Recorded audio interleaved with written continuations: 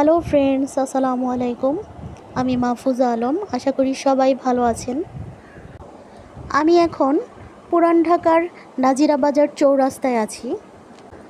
চৌরাস্তার পথেই হাঁটছিলাম, হঠাৎ দেখি একটা ঐতিহ্যবাহী পানের দোকান, যেখানে দূর দূরান্ত থেকে আসা অগণিত মানুষ পান খাচ্ছে।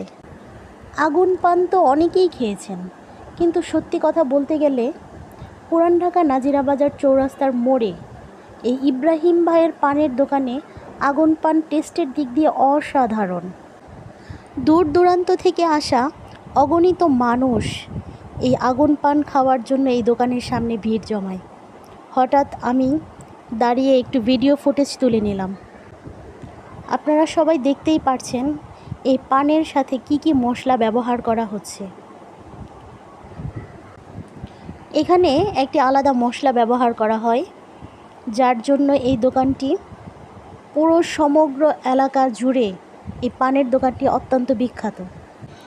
এলাকারই সাকিব ভাই আগুন পান দেখেন কিভাবে মুখে দিচ্ছে। ওনার অনুমতিক্রমে আমার এই ভিডিওটি করা। ধন্যবাদ ভাইয়া। ভিডিওটি কেমন হয়েছে অবশ্যই আমাকে বলবেন।